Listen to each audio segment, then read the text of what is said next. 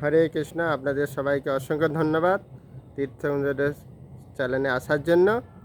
তো আমি বলেছিলাম আগের ক্লাসে যে আমরা পুরাণ থেকে আমি যে পড়ছি আপনাদের কাছে শেয়ার করছি, যাতে আপনারা বুঝতে পারবেন, জানতে পারবেন, অন্যজনকে বলবেন যে কোন পুরাণে কি বলা আছে জন্মাষ্টমী এই তিথি পালন করলে। তো আমরা আগের ক্লাসে শুনেছিলাম স্কন্দ পুরাণে, এখন আমি আপনাদের শোনাবো ভবিষ্যৎ পুরাণে কি বর্ণনা করা হয়েছে এই জন্মতিথি পালন করার জন্যে। কিন্তু তার আগে আমি বলি সবাইকে শেয়ার করবেন, জানাবেন, কেন এই জন্মাষ্টমী তিথিটা অত্যন্ত গুরুত্বপূর্ণ। কেমন? তো শুনুন, ভবিষ্যৎ পুরাণ থেকে বলছে, এক নৈবোপবাসেন কীর্তেন কুরু নন্দন সপ্ত জন্ম কীতান পাপাদ মুচ্যতে নাত্ম সংশয়। একটি জন্মাষ্টমী ব্রত পালন করিলে সপ্ত জন্মকৃত যাবতীয় পাপ তৎক্ষণাৎ নষ্ট হয়ে যায়।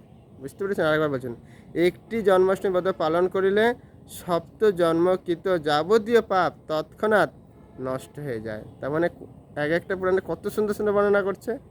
আর একটা বলছে দেখুন, ধর্মমন্তস্য কামস্য, ভবিষ্যৎ পুরাণে, মুক্তিংস মুনি পঙ্গব দদাতি বাঞ্ছিতান কামান শ্রাবণে মাসি চাষ্টমী জন্মাষ্টমী বতং বৈ কুর্বন্তি নরোত্তমা কারয়ন্তি চ বিপেন্দ্র লক্ষ্মী তেষাং সদা স্থিরা। যে শ্রীকৃষ্ণ জন্মতিথিতে উপবাস করিলে ধর্ম লাভ হয়, অর্থ লাভ হয়, যাবতীয় কামনা পূর্ণ হয়, মুক্তি ও ভক্তি সবই লাভ হইয়া থাকে। যাহারা জন্মাষ্টমী ব্রত পালন করেন লক্ষ্মী দেবী তার প্রতি প্রসন্ন হন বলিয়া তাদের কখনো অর্থাভাব হয় না, এবং জন্মাষ্টমীতে উপবাস করিলে সমস্ত পাপ নষ্ট হইয়া যায় বলিয়া মহাপাপীর নরক আর হয় না। কতগুলো আপনারা লাভ করতে পারবেন। তো আমি পড়ছি, আপনাদের শেয়ার করছি, আপনারা অন্যজনকে শেয়ার করবেন।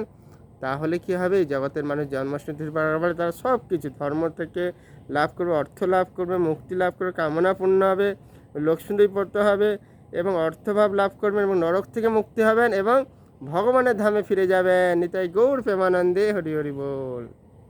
সবাইকে ভালো থাকবেন, সুস্থ থাকবেন, ভালো লাগলে শেয়ার করবেন। হরে কৃষ্ণ।